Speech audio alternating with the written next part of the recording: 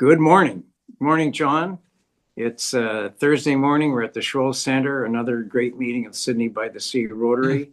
As you know, as I repeat many times, the instruction to me, the speaker seeker, is to take people out of the room for a period of time, show them the world from a different point of view. And this morning, we're delighted to hear from Rob Kelly, Hope International, who has done just that. People were completely silent during his presentation, and there were a ton of questions afterwards. Rob, you're working for an amazing organization, and he has for some time. Earlier for most of the time Rob's worked with the organization, he's practiced his profession as a videographer. An interesting fundraising technique for this organization of having a major dinner once a year to preview a documentary movie on the organization, made that year by Rob. But more recently, he's also now a fundraiser for the organization. Rob, thank you very much for your presentation this morning. You talked about the sort of 4 or 5 pillars of hope, so to speak, and our viewers would like to hear about them. Yeah, so Hope International is a charity organization based in New Westminster. So it's a Western Canadian-based organization, which is pretty rare. Most of the NGOs and charity organizations are based in Toronto and Ottawa. Mm-hmm. So we're small, but we're very, very mighty and very dynamic. We have an annual budget of about $8 million that we raise, and we disperse that to projects around the world. We are devoted and dedicated to helping the most marginalized and poor people in the developing world to have better lives. And we do that through a bunch of different initiatives. One of our main calling cards over the years, we've been around for 50 years now, 51 in fact. But our main calling card when we started was water. So we did a lot of water projects like wells and spring caps and all sorts of different ways that we were getting people who had no access to clean water, and in fact were drinking dirty water. We helped them get access to clean water, and it changed their lives. And once we'd done that for a while, then we started to spin off other things like education, food security, microfinance, education, and all those sort of things. But it always came out of water. And so that's what our focus has been, and that's the organization I work with. John referenced, I started with this organization in 2004 as a member of a volunteer film team, where every year I would go to a project that Hope was working on somewhere in the world, and we'd produce a short sort of 20-minute documentary about that country and those projects. So and then cool. Hope would use that for the whole following year as a fundraising tool. They'd show it at different types of events, and then the next year we do another one. So I did that for over 20 years, and have now kind of come in-house, because I was doing that purely volunteer, dedicated, devoting and giving my time totally for free. Now I'm in-house doing some fundraising for the organization as well, and helping to sort of grow the Vancouver Island and Gulf Islands area. This is just, I can see why your group would be silent, John. This is amazing. And you're right. So many of these fundraising type of groups are based back east, and then their branches over here. The fact that it's Western based is amazing. The work you do is amazing. I'm really curious about the micro lending component. I was a part of what we called Victoria Micro Community Lending years ago, and I'm fascinated by how something as small as $50 can impact a person's life dramatically in terms of helping them with their entrepreneurial goals. Exactly. So you have an element of that. Did you talk about that today at the group? Yeah, that's the sort of the 5th pillar. That's our most recent pillar that we've added. Okay. We were sort of a four-legged stool. Now we're a 5-legged stool. And it's just in the last number of years of this idea of these self-help groups. These are a group of almost always women, local community women in a village in Ethiopia, Sri Lanka, Cambodia, South Sudan. Small group of women, and they gather together every week, and we provide them with a small bit of seed money, a small bit of capital. Yes. And they even bring their own seed money into the organization. And then what they do is they pool all that money together, and they loan portions of it out to an individual in their community, an individual woman in their group. And she uses that to buy a cow or open a store or buy some inventory. And she then pays that back to her group, paying it back to her neighbors, not to the bank, to her neighbors, her peers, her friends. Yes. And then they loan it out to somebody else. And it's been this way to build these economic and sort of commercial little businesses and entities in these communities and make their lives better because they have more opportunities to be able to grow yeah.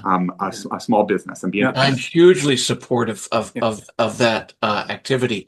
And where, John, where this model changes lives is not the money.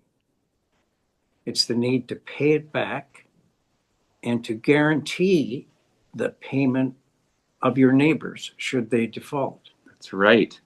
And I was in the Philippines, as you know, John. I was there for 4 years.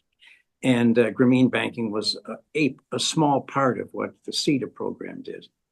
And I've been to several Grameen women's credit co-ops, actually, Grameen Banking Friday meetings. And it is remarkable how they build. Hope International is about building communities, one way or another, whether it's a water project or whatever. But microcredit does that too. Exactly. In part because the traditional model, of course, in the rest of the world, other than North America and Northern Europe, is family. To trust outside the family is not the way things have been done. And what Grameen Banking and what your model does is turn, in a sense, neighbors who are not related by family blood into communities.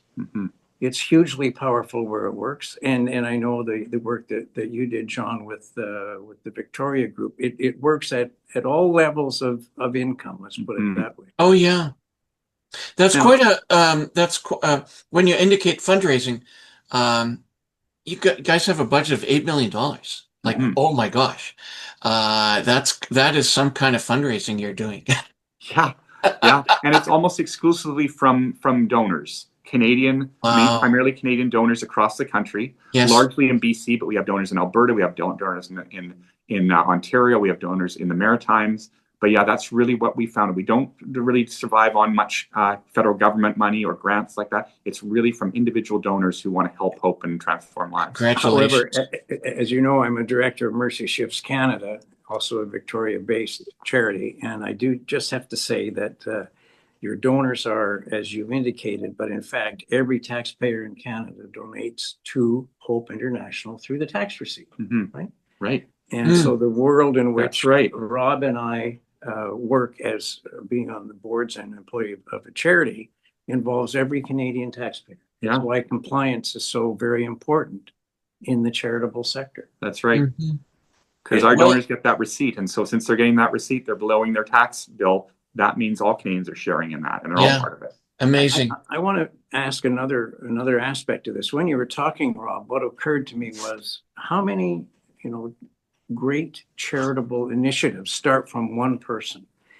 And of course, the Rotary story is Paul Harris in 1904 in Chicago inviting 5 people to lunch to talk about their community. They were all business people, but they thought maybe there's things we could do to improve this community, which eventually will, of course, strengthen our business. It became a global organization. I have been on the board of Mercy Ships Canada for many years, and Don Stevenson from Texas in 1978 was traveling and had a dream.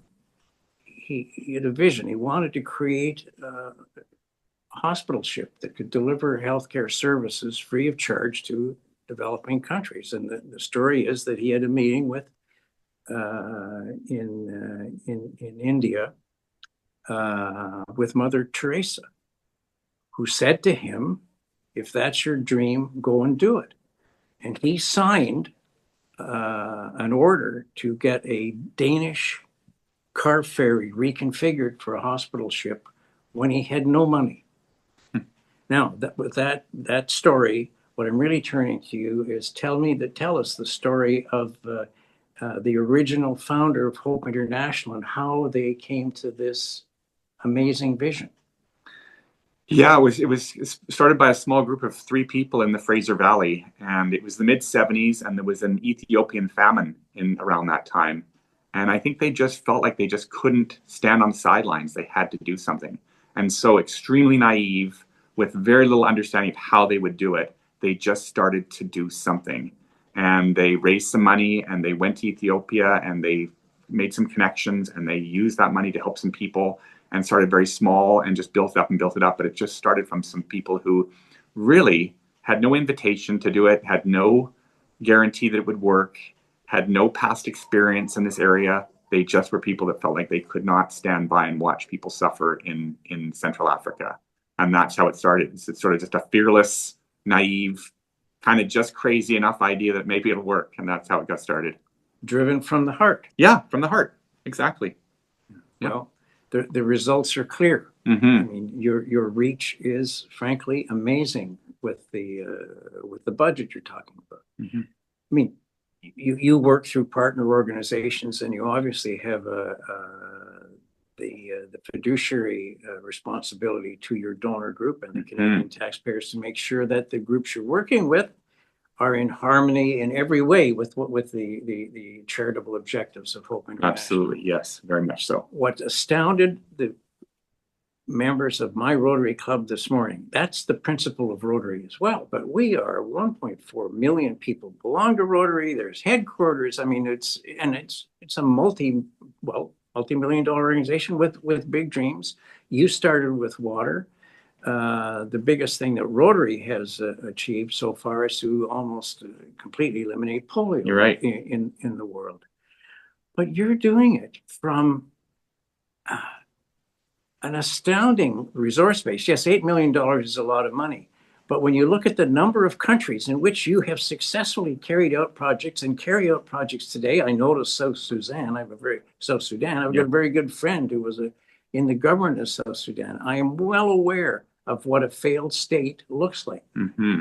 That this organization has been able to reach out to the poorest of the poor and find partner organizations that can carry the fiduciary responsibility right back to the Canadian taxpayer and achieve the charitable objectives and change lives every day is astounding. It started with 3 people in the Fraser Valley. Yeah. My God, that's a story that more people should know. Thank you, John. It's just, that's amazing. Yeah.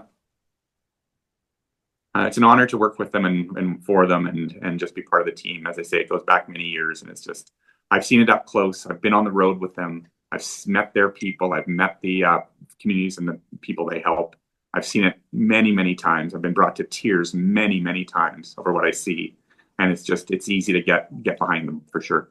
Well, we will never meet Paul Harris. That was 1904. I've met Don Stevens, and he is an amazing guy.